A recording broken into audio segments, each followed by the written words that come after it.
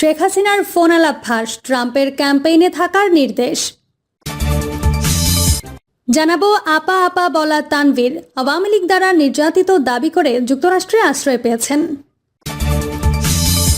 এবং সর্বশেষ জানাবো ভারতের সশস্ত্র বাহিনীর প্রস্তুতি প্রয়োজন কেন, বাংলাদেশের সঙ্গে কি যুদ্ধ করতে চায়। এতক্ষণ শুনছিলেন সংবাদ শিরোনাম, এবার বিস্তারিত। শেখ হাসিনার ফোন আলাপ ফাঁস, ট্রাম্পের ক্যাম্পেইনে থাকার নির্দেশ।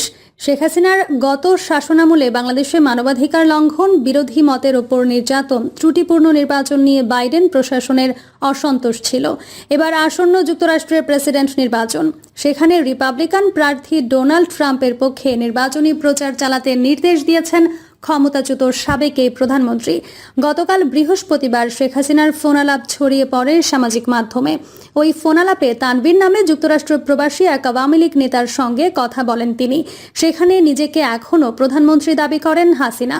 এছাড়া মার্কিন নির্বাচনে ট্রাম্পের পক্ষে প্রচারে অংশ নিতে আওয়ামী লীগ নেতাকর্মীদের নির্দেশ দিয়েছেন বলে জানান তিনি।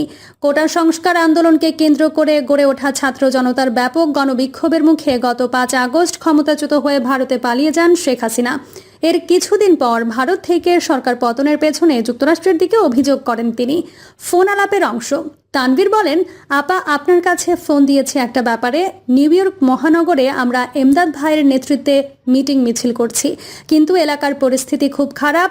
কামরাঙ্গীর চর, কেরানীগঞ্জের সকল নেতাকর্মী এলাকার বাইরে। এরপর শেখ হাসিনাকে বলতে শোনা যায়, সব মার্ডার কেস, সবার বিরুদ্ধে মার্ডার কেস। তানভীর বলেন, এলাকার ছাত্রলীগ যুবলীগকে আমি সহায়তা করছি। আপনি যদি বলেন তুমি এখানে থেকে ওদের হেল্প করো, করলাম। আর যদি বলেন তুমি দেশে গিয়ে দল গোছানোর চেষ্টা করো, তাহলেও করব আপা।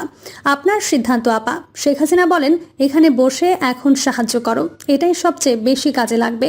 দেশে পরে গেলেও হবে। তানভীর বলেন, আইনজীবীরা দাঁড়াতে পারছে না, এই বিষয়ে যদি আপনি পরামর্শ দিতেন।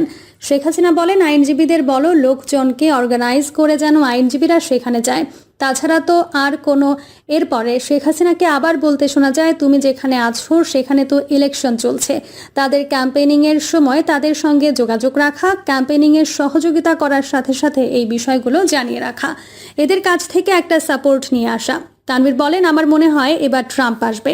ট্রাম্প আসলে আমাদের জন্য খুবই ভালো আপা। শেখ হাসিনা বলেন, সে যেই আসুক, তাদের ক্যাম্পেইনে থাকলে তাদের সঙ্গে যোগাযোগ হলে ভবিষ্যতে কাজে লাগবে।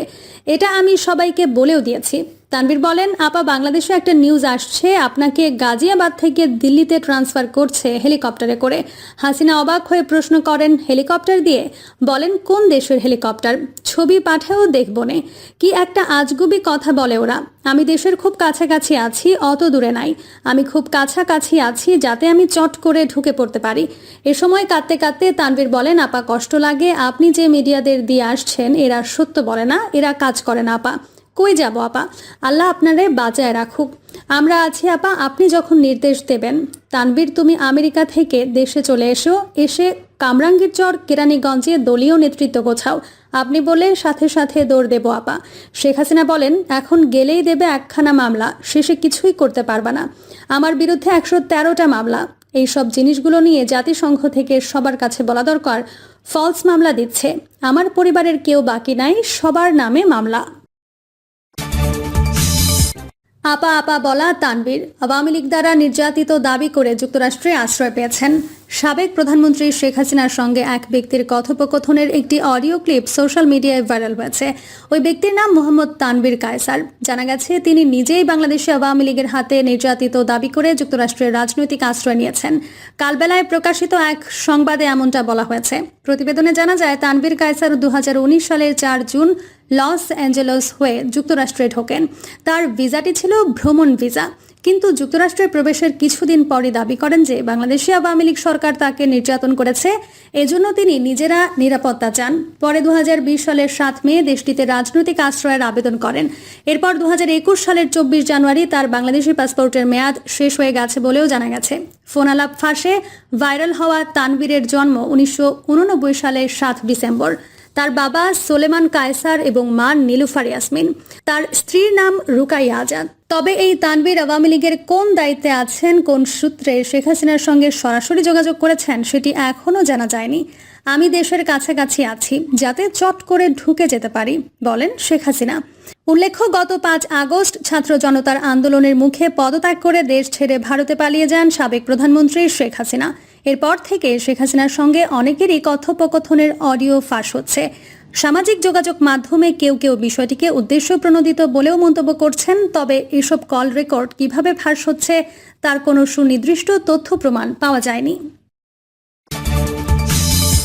ভারতের সশস্ত্র বাহিনীর প্রস্তুতি প্রয়োজন কেন? বাংলাদেশের সঙ্গে কি যুদ্ধ করতে চায়? কূটনীতির আলোচনায় গত 1 দশকে আমরা যে কথাটি সবচেয়ে বেশি শুনেছি তা হলো ভারত বাংলাদেশ বন্ধুতা এখন অনন্য উচ্চতায়। কিন্তু গত সপ্তাহে আমরা শুনলাম ভারতের প্রতিরক্ষামন্ত্রী রাজনাথ সিং রাশিয়া ইউক্রেন যুদ্ধ ও ইসরায়েল হামাস সংঘাতের পাশাপাশি বাংলাদেশের পরিস্থিতির উল্লেখ করে সশস্ত্র বাহিনীকে ভবিষ্যৎ যুদ্ধ মোকাবেলার জন্য তৈরি থাকতে বলেছেন।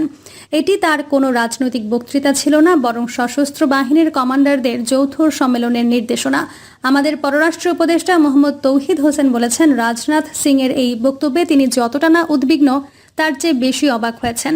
অবাক হওয়ার কথাটা কূটনৈতিক প্রতিক্রিয়া হিসেবে তিনি বলতেই পারেন।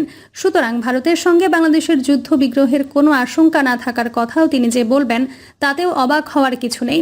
তবে বাংলাদেশের গণতন্ত্রকামী মানুষের সংগ্রামের ফসল যে রাজনৈতিক পরিবর্তন, সে বিষয়ে ভারতের সরকারি মহলের মূল্যায়ন যে ভুল এবং বিপজ্জনক, এই কথাটুকু স্পষ্ট করে বলা খুবই জরুরি। 2 কারণে এই ভুলের কথা বলা দরকার। প্রথমত, ইউক্রেন ও গাজায় যে সংঘাত চলছে তা বিদেশি শক্তির আগ্রাসন ও দখলদারির বিরুদ্ধে যুদ্ধ। বাংলাদেশে কোনো আগ্রাসন, দখলদারি কিংবা যুদ্ধে লিপ্ত নয়। সুতরাং ভারত ইউক্রেনের রাশিয়ার আগ্রাসন বা গাজায় ইসরায়েলের দখলদারি বজায় রাখার গণহত্যার বিরুদ্ধে অবস্থান না নেওয়ার যে নীতি অনুসরণ করছে তার পটভূমিতে বাংলাদেশ কোনোভাবেই প্রাসঙ্গিক নয়। দ্বিতীয়ত, বাংলাদেশে যা ঘটেছে তা পুরোটাই আমাদের অভ্যন্তরীণ রাজনীতির বিষয়, যাতে গণ অভ্যুত্থানে একজন স্বৈরশাসকের পতন ঘটেছে। এতে কোনো তৃতীয় রাষ্ট্র বা পক্ষের দৃশ্যমান ভূমিকা নেই। বরং প্রতিরক্ষামন্ত্রী হিসেবে সশস্ত্র বাহিনীকে এ বিষয়ে মূল্যায়ন ও কৌশল নির্ধারণের নির্দেশনা দেওয়ায় তাদের যে আকাঙ্ক্ষার প্রতিফলন ঘটেছে তাকে বহিঃশক্তির হস্তক্ষেপের খোলামেলা চেষ্টা ছাড়া কিছু ভিন্ন বলা চলে না। প্রশ্নটি আরও গুরুতর হয়ে ওঠে 2টি কারণে। প্রথমত, 15 বছর ধরে পতিত স্বৈরশাসক শেখ হাসিনাকে তার অগণতান্ত্রিক ও নিপীড়নমূলক শাসনকে ভারত প্রকাশ্যে সমর্থন দিয়ে এসেছে। দ্বিতীয়ত, গণ আন্দোলনের মুখে শেখ হাসিনা দেশ ত্যাগ করলে ভারত তাকে আশ্রয় দিয়েছে। উপরন্তু ভারত এখনও খোলাসা করেনি যে এ আশ্রয়ের সাময়িক নাকি স্থায়ী রাজনৈতিক আশ্রয়। দক্ষিণ এশিয়ায় ভারত বৃহৎ শক্তি হিসেবে নিজেকে অপ্রতিদ্বন্দ্বী হিসেবে তুলে ধরতে এই অঞ্চলকে পরমাণু অস্ত্রের বিপদের মধ্যে ফেলেছে। পাশাপাশি বৈশ্বিক পরিসরে দেশটির বৃহৎ শক্তি চীনের সমকক্ষ হওয়ার চেষ্টা এই অঞ্চলের ভূ রাজনীতিতে জটিলতা বাড়িয়েছে। ভারতের আঞ্চলিক প্রভাব বলয় তৈরি ও সংহত করার নিরন্তর চেষ্টা তাই ছোট প্রতিবেশীদের স্বাধীন স্বতন্ত্র পররাষ্ট্রনীতি অনুসরণকে ক্রমেই কঠিন করে তুলেছে। ক্ষুদ্র প্রতিবেশীদের প্রতি বৃহৎ দেশের সংকীর্ণ দৃষ্টিভঙ্গি শুধু রাজনৈতিক মিত্র বাছাইয়ের মধ্যে যে সীমাবদ্ধ থেকেছে তা নয়, দ্বিপক্ষীয় সম্পর্কের প্রায় সব ক্ষেত্রেই এর প্রতিফলন ঘটেছে।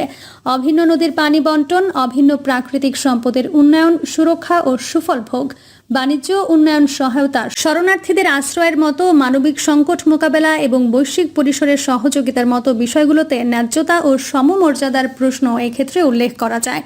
প্রধানমন্ত্রী নরেন্দ্র মোদীর কথিত সবার আগে প্রতিবেশী যে শুধু রাজনৈতিক বুলি ছিল, তার প্রমাণ দক্ষিণ এশিয়ার অন্য প্রতিবেশীদের সঙ্গে ভারতের সম্পর্কের হতাশাজনক চিত্রও পাওয়া যায়।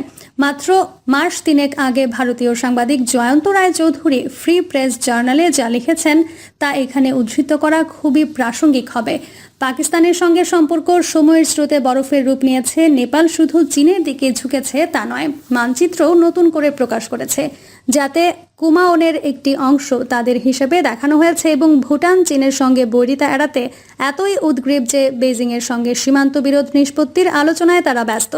2015 সালে নেপালের প্রতি রাজনৈতিক চাপ সৃষ্টির জন্য ভারত যে অর্থনৈতিক অবরোধ দিয়ে 6 মাস দেশটির প্রতি অবিচার করেছিল তা নেপালের সাধারণ মানুষ কয়েক প্রজন্মেও ভুলবে না বলে মন্তব্য করেছেন দেশটির সংস্কার নিয়ে কাজ করা লন্ডন বিশ্ববিদ্যালয়ের সোয়াসের অধ্যাপক মুশতাক খান।